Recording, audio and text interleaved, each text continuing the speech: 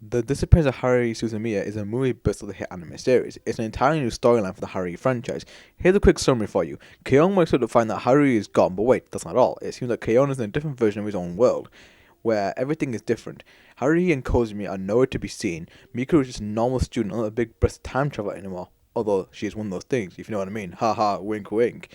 And Yuki is a normal human girl. Keion is very much alone and it's up to him to figure out what's happened and how to fix it. I have to say, making Keion all alone to figure out what's going on and even to solve it is pretty good. In the series, he did solve problems, but he always had someone to help him. Whereas here, he kind of has to figure out what's going on with his own skills, even though there is a bit of help later on. But at the beginning, it's only just him and he has to figure out what's going on. The film stars all your favourite Haruhi characters, however there are only two which really stand out and pretty much the stars of the film, Yuki and Keion. Yuki in this film is a normal human girl, rather than an alien this time. She's a very shy girl, in fact she's so shy that it's cute, and yes I said cute, and if any of you motherfuckers say kawaii, I will shoot you with my rifle! It's like the writers of this wanted Yuki to be emotional to balance out the monotone version of herself, creating balance in the world of acting, if you will. Keion's character is more on the edge, stretched, and sometimes freak out. At first, when you see Keion, he almost goes crazy as he tries to grasp the situation and find out what's going on. People around him get worried and think he's some sort of madman. Once again, we get Keion's monologuing, but this time it's not just for comedic value, but more of an insight of what Keion is feeling. We get a lot more of how he feels through his monologue than we do from his actual actions. You'll find that without Haruhi around, the film isn't as energetic like the series was. Keion's life now seems normal. This is something which actually is addressed in the film. As you know, Keion was always stressed out about the crazy situations and sometimes wished about things just going back to normal. In the film, he is now back to being a normal character. But is that what he wants? He asks himself this same question.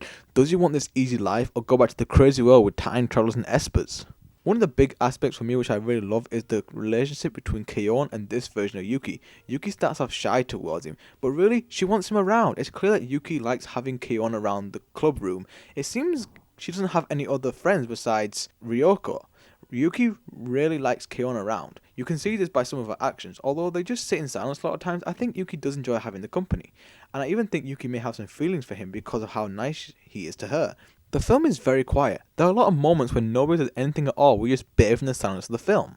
This isn't a bad quality. Far from it, in fact. It gives the movie more meaning, if you will. For me, the silence means that without Haruhi around, Keiun's world is no longer as good and he's lost soul looking for meaning.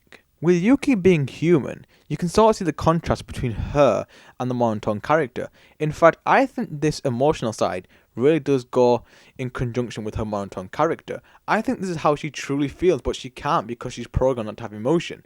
In this film, we actually see how Yuki really is. The feelings towards Keion that she has for him are genuine. You can probably see at the end of this film that this is how Yuki would act towards him if she had those feelings. Now that's all I have to say about the film. I pretty much talked about at least a good 1 hour 30 minutes of content there, and I really don't want to talk about anything else because there's a lot of important segments after the 1 minute 30 mark, and me talking about it may spoil it, but I'll try to talk about it without spoiling too much.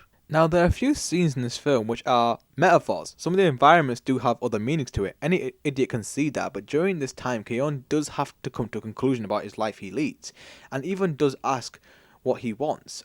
This life or the normal life. This is where Keion matures and makes a decision about himself and the life he wants. That's all I gotta say about that. One last point I have to make about the movie is the music. The intro theme is here, but the rest of the music is all instrumental. It does add a lot of emotion to the scenes, although there is one song which I swear I've heard before somewhere else. Also, the ending theme is just one person singing. There's no instruments at all, it's just her singing. And it's very, very effective. Even though it's in Japanese, it can bring a tear to your eye, and when you read the lyrics, it does kind of make you feel a bit sad. The Disappearance of Haruhi Suzumiya is an absolutely fantastic film that it physically hurts my bowels. It's rare to find an anime movie based off a series to do so much and leave you absolutely satisfied by the end. You see, from anime I have watched, it seems that they can either have a good ending or a completely stupid ending which leaves a bad taste in your mouth like a 3-month-old Jaffa cake left outside in the summer. But to find one that's good and then some is something that needs to be praised. I'm going to compare this film to another, but first let me tell you something about films. For me, there are 5 categories of films. First off, there's those terrible films which are basically the devil's excrement. Second, there are decent films, but after a night's sleep, the entire plot and cast vanish from your mind completely. Third are the good films. You watch them, you enjoy them, maybe you'll buy them on DVD a year later in Asda for £5. Fourth are the great films. Films which you will watch, love, tell your friends to go watch, buy it on Blu-ray, and even quote it for a while until people get bored of it and leave you wanting more. Then comes the fantastic films. Films which have come down from heaven itself. You'll see it and you need to tell everyone and their dogs about it. Buy all the merchandise, graphic novels, the 4-disc Blu-ray Special Awesome Edition, and most importantly, you will be absolutely satisfied that you do not, and I repeat, you do not want anything else coming from this. You will break into the creator's office, beat him with his own script, smash his face so hard onto the keyboard that he will be spitting keys for weeks.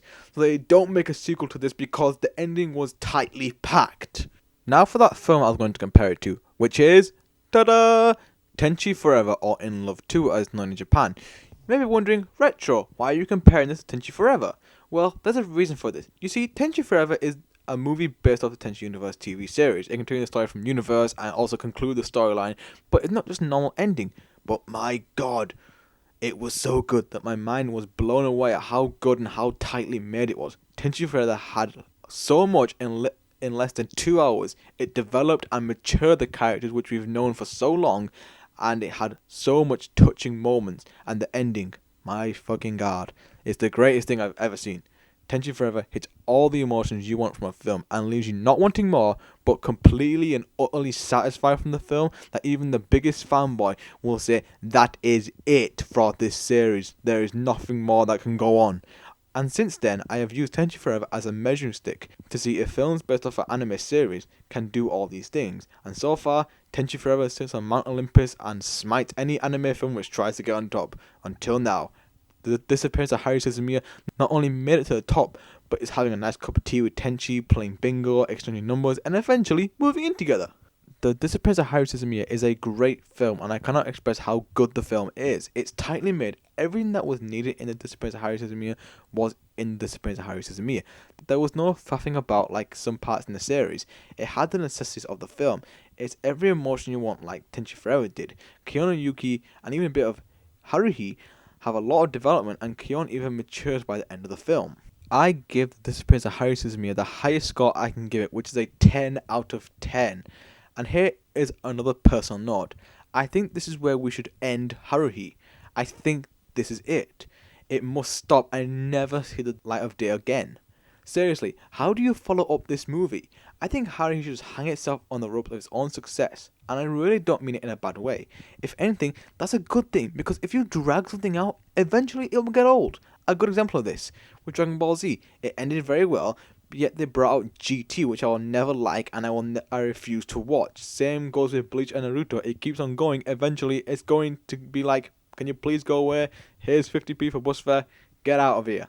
Haruhi should hang itself, have a statue in its honor like Tenchi, Evangelion, Dragon Ball Z, Digimon, Yu-Gi-Oh, and the first Pokemon series.